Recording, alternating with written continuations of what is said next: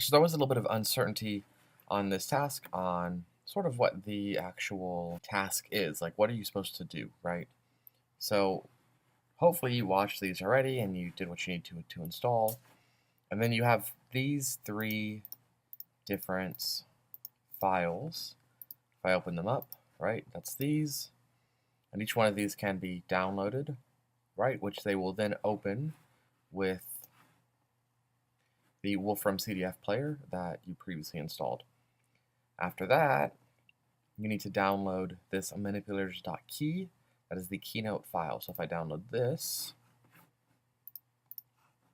it should open. Here's the start. Here's the first example. So I'm going to recreate this example to show you what you're supposed to do. So on the other ones, this is what's already here, right? Because it hasn't been completed. So let's pretend that this is the same way.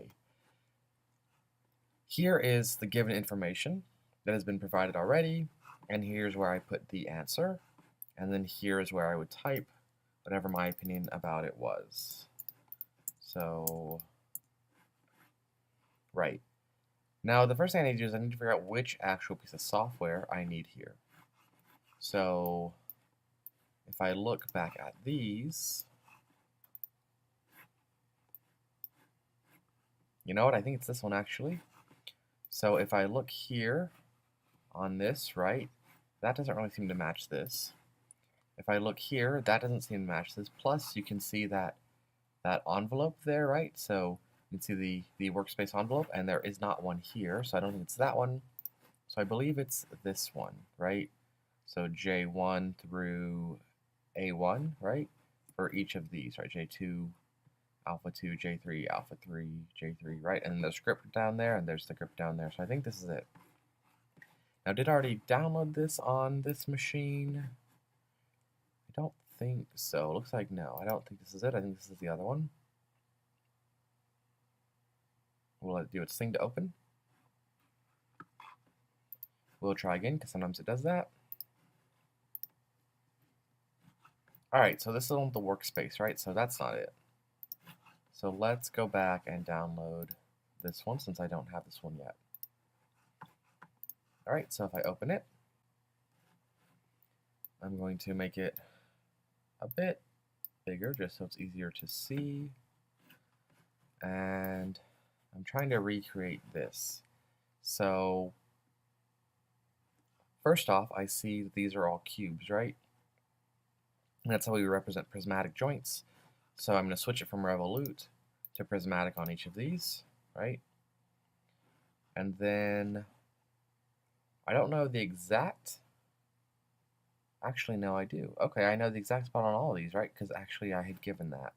So this one is there. And this one is 0.75 there. That's 0 pi over 2. Okay, this should be 0 there. Should be negative 0.4, so... Oh wait, not negative, just positive. Positive 0.4. There we go. 1 and negative pi over 32. So that should be this direction. Negative pi.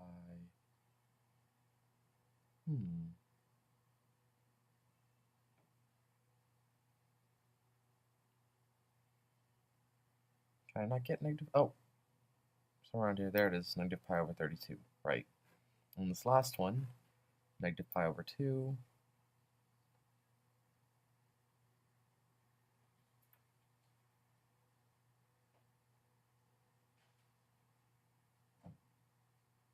There it is. 0.12. 0.6. And this one is negative pi over 2 again.